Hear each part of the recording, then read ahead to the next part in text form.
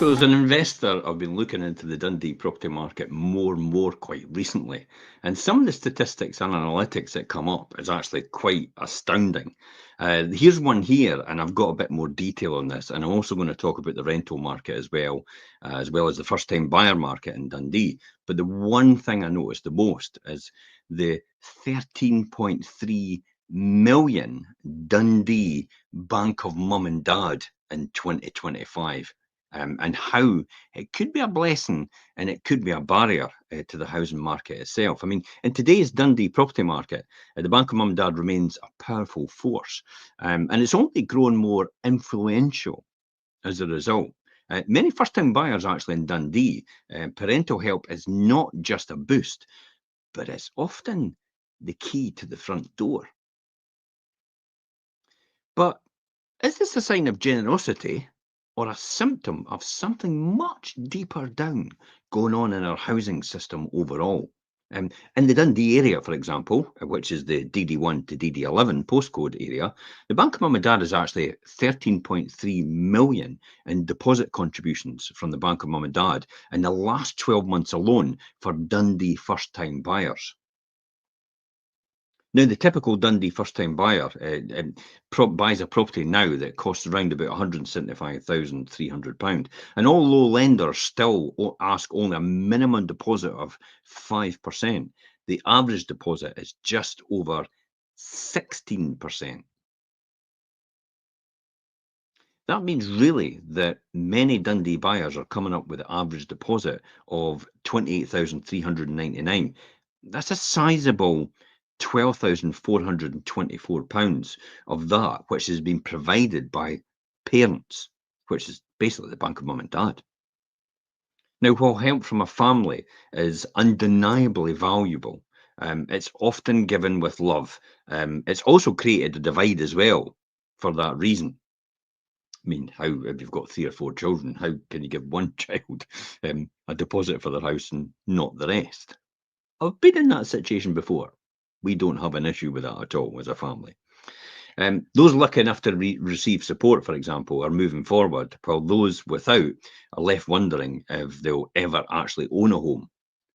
Just the key here, and I'd like to point out, home ownership is not the ultimate goal here. Wealth creation is. And sometimes home ownership is not what creates wealth for some people. And if I get a chance, I might elaborate on that a bit more. Almost half of first-time buyers are under 35 years old across the UK, and they now rely on actually parental help in some shape or form, and not just in lump sums anymore. Some parents are actually leveraging their own homes to springboard their children into property ownership. Others are going on joint mortgages, for example, or acting as guarantors for their children. The routes are actually quite varied overall, but they all rely on one thing, having access to wealth in the first place. Now, there's a growing reliance here on family wealth overall to secure housing, and it has led to one commentator, Elsa Philby, to coin the phrase inherent ocracy. It's the idea of life milestones, from getting on the property ladder to starting a family, and increasing determination, not by what you earn or learn, but by what you inherit. Or more often these days, what you're actually gifted early. Personally, for me, my own personal experience, I remember my mother and father saying to me, one day you'll receive this house. We'll leave it all to you and the rest of you. And my response to that was, that day, I won't need it anymore because I'll probably be set up myself, which is exactly true. And for most of my siblings as well. You're too late. I often take an educated route where I learned early on. I remember one of my father's friends, actually, A.K. Smith. He actually went away and he actually gave his children £50,000 each before that time in order to help them earlier on in their life. Now, whether you say that's a boost up straight away for people, and whether you say it's maybe they won't value it as much, that's another story. That depends on how I suppose you've taught your children how to handle wealth overall. If you've taught them anything at all, remember it doesn't get taught in schools. That's for sure. So that's the idea of this inherentocracy. Your children actually inherit in order to help them on the property ladder, but more often parents are actually gifting early enough or becoming guarantors or becoming joint mortgage owners with their children to allow them a property ladder. Again, I say quite clearly, owning a property is not the be all and end all. That's coming from an estate agent. But also renting a property is not the be and end all. It depends on your own personal circumstances, whether what is right for you. Let me give you a prime example of this. If your thought process is to actually 2 years to have a house and then move on to a bigger house or move on to a different area, then potentially renting is probably the best route for you. And let me explain why that is. Your entry costs and your exit costs of buying and selling a house might be so large, it actually takes into account the rent itself and what you would pay. Let me give an example. You buy a house. It costs you it costs you arrangement fees for a mortgage. So there's a cost originally, immediately. It then costs you broker's fees to get a mortgage broker to set it up for you. It then costs you legal fees to get that done as well. If it's over a certain amount of money you buy, it then costs you land and building transaction tax in Scotland, which is stamp duty overall in England as well. Now, when you add all these costs up at the beginning, and then you go to sell in a couple of years' time, and then you say, well, I've got the estate agent's fees to sell. Yeah, I maybe might avoid them, but I maybe not. I've got the legal fees to sell. And then I've got transactional fees for the next place I go to as well. Think about that. When you add all that together, it might actually outweigh completely the rent you would actually pay for 2 years on a property to just rent and then go within 1 month. That's a huge advantage of renting. Renting allows you to leave a property with minimal exit costs and actually to get a property with minimal access costs. The price of a deposit. That's effectively it. And you get that back when you leave if you've looked after the property.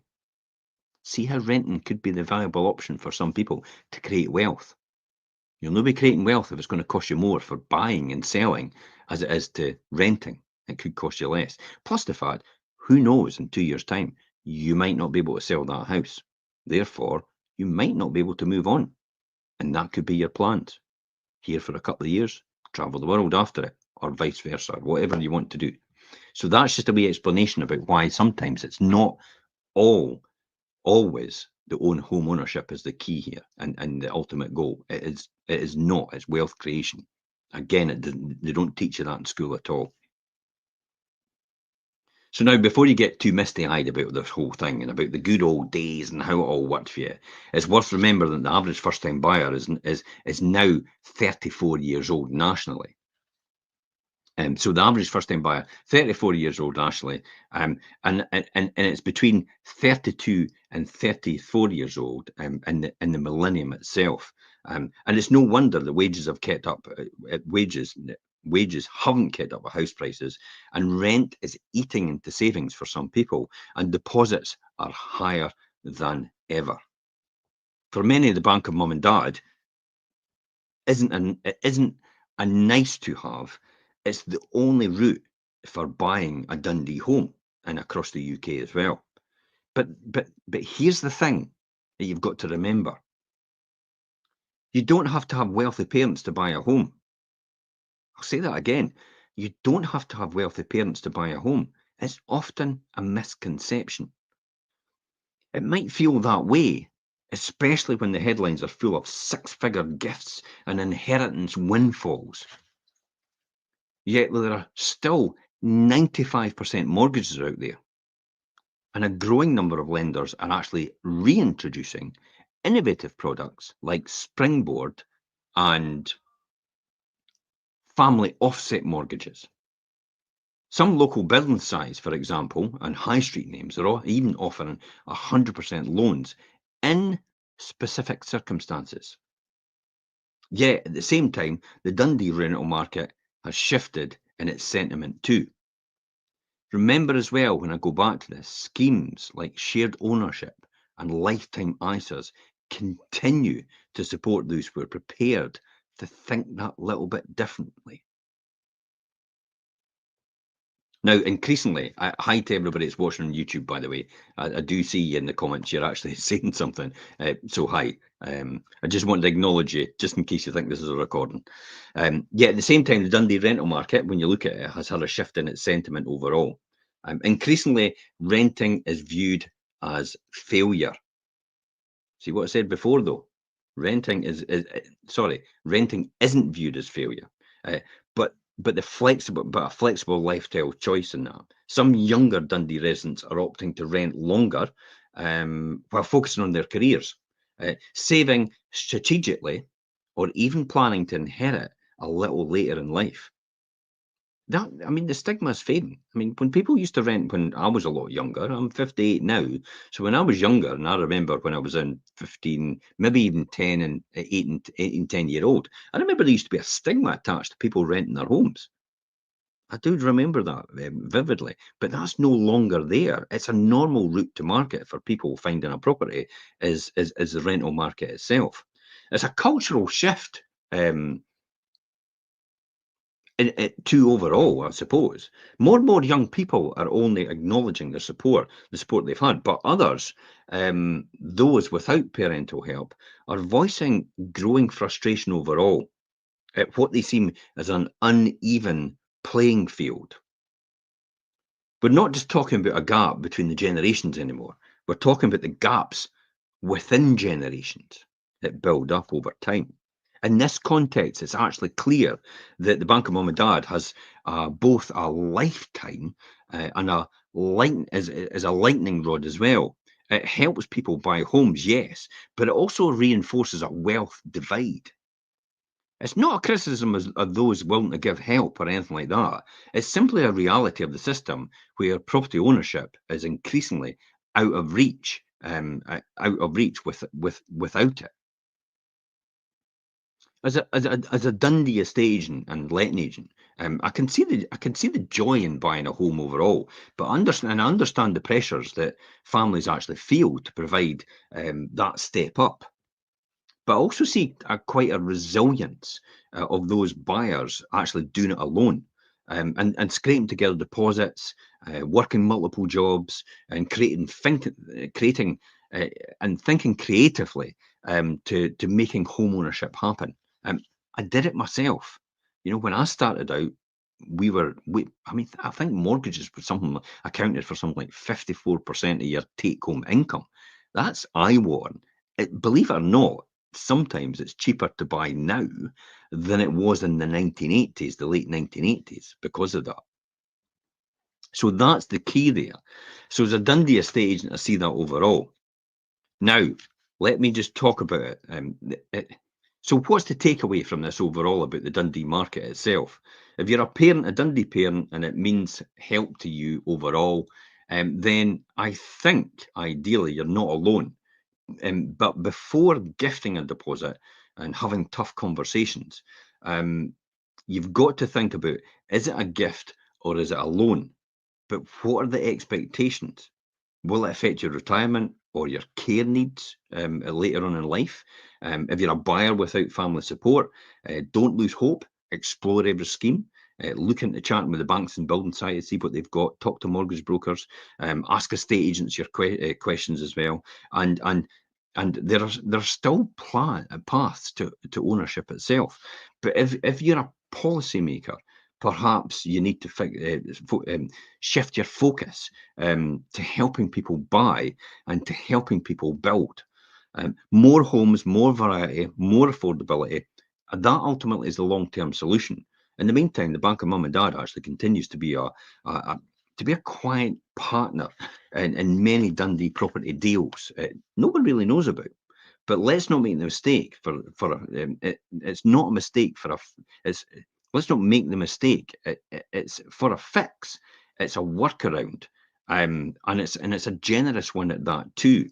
But yes, it's still a workaround overall, and that speaks volumes about the state of the housing market in 2025. I'd love to know your thoughts, your insights into this as well.